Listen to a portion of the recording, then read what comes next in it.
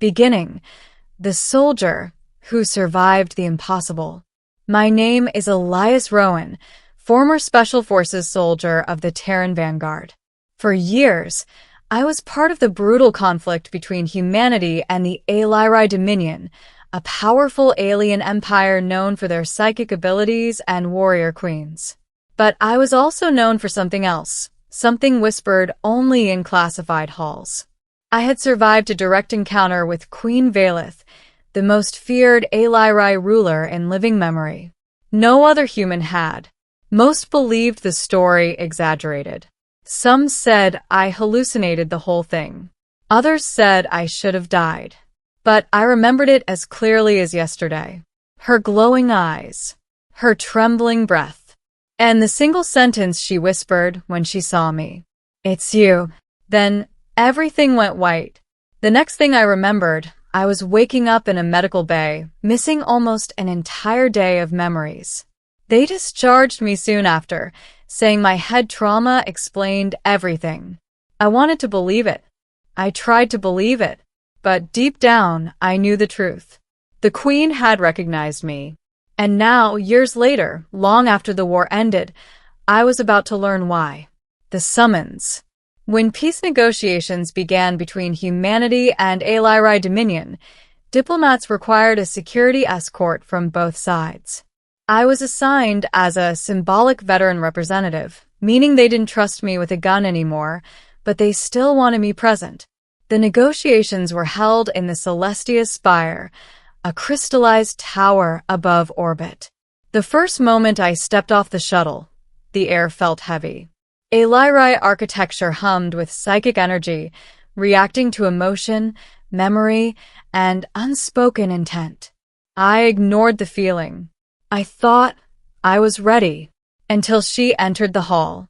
Surrounded by glowing guards, her steps silent, her body adorned with living light. Queen Valeth. Her presence alone shifted the atmosphere, like gravity bending around her. Her long obsidian hair shimmered with silver strands. Her skin glowed faintly, etched with psychic sigils pulsing like constellations. Her eyes were a piercing, impossible violet. The hall fell silent. Everyone bowed. Everyone except me. Not because of disrespect, but because I was frozen. Her gaze scanned the room slowly, elegantly, until she saw me. Her breath caught. Her posture broke. Her hand trembled at her side. Dozens of guards reacted instantly, aiming their weapons at me. "Do not move," one shouted. But the Queen didn't seem to hear them. Her lips parted ever so slightly, and she whispered, just loud enough. "It is him." Gasps echoed through the hall. Everyone stared between her and me in disbelief. Why was the Queen reacting to a human soldier? Why was she shaking? Why did she remember me? Middle, the Queen's secret. Valeth dismissed her guards with a gesture. They obeyed, hesitantly, leaving us surrounded but unharmed. She approached slowly. Every step made the air vibrate. "You survived," she said softly. I forced myself to speak. "Your Majesty, No, she interrupted gently. "Your name. Speak it." "Elias Rowan." Her eyes widened at the sound of it. "Elias," she repeated, voice trembling. Something was very wrong. She took a slow breath, steadying herself. "Come with me." The hall murmured with outrage. "You cannot take him. He is human. This is a violation." "Silence," Valeth commanded. Her voice shook the walls. The diplomats obeyed. She turned back to me. "This way," she whispered. "Please." The please was what chilled me most. I followed her down crystalline corridors glowing with shifting patterns that responded to her emotions. The closer we walked, the more the walls brightened, like they recognized me too. At last, she led me into a private chamber, quiet, soft, lit by floating shards of light. She closed the door. Then she turned, and all royal strength vanished from her features, leaving nothing but raw, painful truth. Elias, she whispered, you do not remember what happened, do you? I frowned. They said I lost consciousness, that I had had trauma. No, she said sharply. She stepped closer, so close her glow brushed against my skin. You lost memories because I took them. My blood turned to ice. What? Veletha's hands trembled again. I erased what happened between us. For your safety. For mine. Her eyes glimmered, grief, guilt, longing all woven together. And I realized she wasn't trembling from fear. She was trembling from emotion. Emotion she had buried for years. Tell me, I whispered. What did I forget? Veleth closed her eyes and began. The lost truth. 20 years earlier, during what the records called the Siege of Lysilis, I was captured after my team fell in battle. I remembered fighting. I remembered running. But everything else was fragmented. You were brought before me, Veleth said softly. Broken, bleeding, dying. She moved past me, staring at her hands like they held haunted memories. I reached into your mind to extract intelligence, a standard procedure.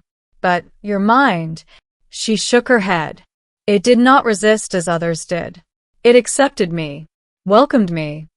She turned, eyes shining with painful honesty.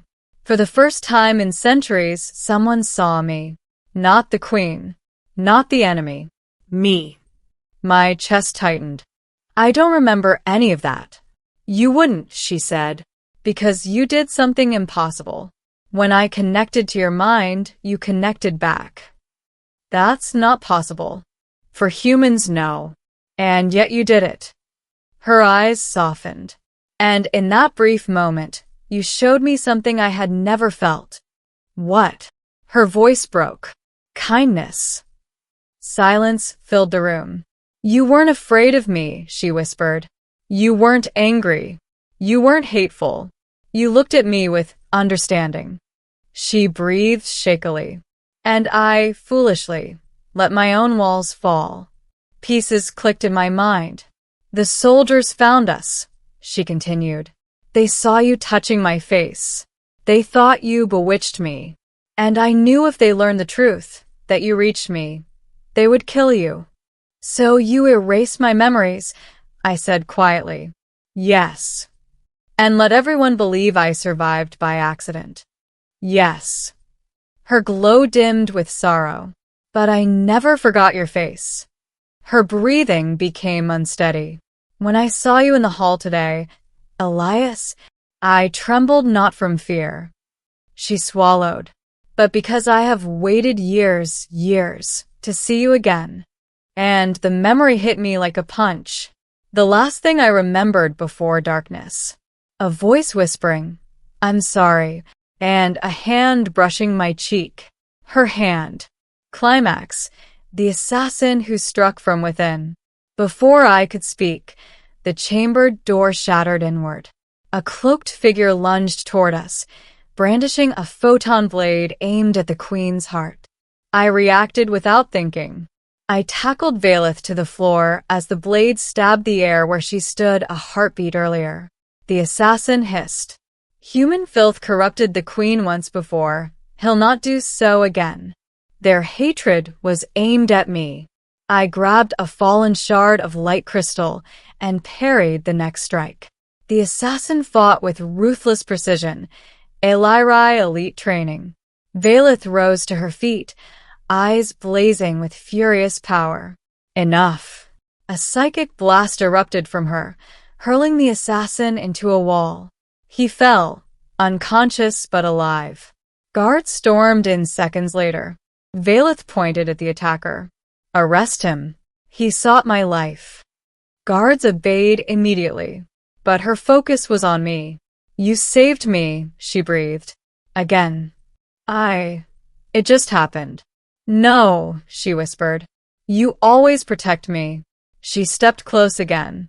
So tell me, Elias, what do you feel now? I swallowed. because now that the fear, adrenaline, and confusion had cleared, I saw her clearly. Not the queen, not the alien, but the woman who remembered me, who mourned losing me, who had waited 20 years. I don't know everything I felt then, I said quietly, but I know what I feel now. Vailitha's glowing eyes rose to meet mine. And what is that, soldier? Connection. Her breath hitched. Something I shouldn't feel, I added. A faint, pained smile touched her lips. And yet you do. Ending. Two souls who remember each other. The crisis ended. The assassin was a rogue extremist acting alone. Negotiations resumed, but whispers spread like wildfire. The queen knows the human.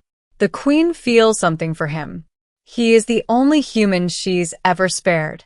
Some feared me. Some hated me. Some envied me. But Vailith didn't care. Every moment she could, she walked beside me, not as royalty, but as someone who cherished a lost connection returned to her.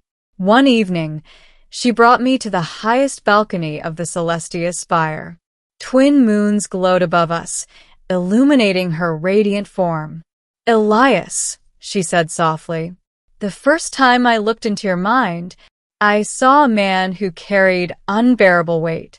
Guilt, pain, duty. She touched my hand lightly. And yet, you still reached toward me. I exhaled shakily. And you reached back. She smiled, luminous and serene. I trembled today, she whispered, because I feared that if I saw you again, I would feel everything I hid from for 20 years. Her eyes met mine. And I was right. I stepped closer. So what do we do now? Her voice was barely a breath. Begin again. Her fingers intertwined with mine, warm, glowing, gentle. Not as queen and soldier, she said, but as two souls who should have never met yet did. I held her hand firmly, and won't let go this time. Her glow brightened, enveloping us both in soft violet light. Then she whispered, "Stay by my side, Elias. In peace, in war, in memory, in truth." I nodded. I'm not going anywhere. The alien queen closed her eyes, leaned her forehead against mine, and breathed out with quiet relief. Then neither will I. And in that moment, high above the stars, bathed in her radiant light, I realized something profound. The war didn't bring us together. Fate did. And this time, neither of us would forget.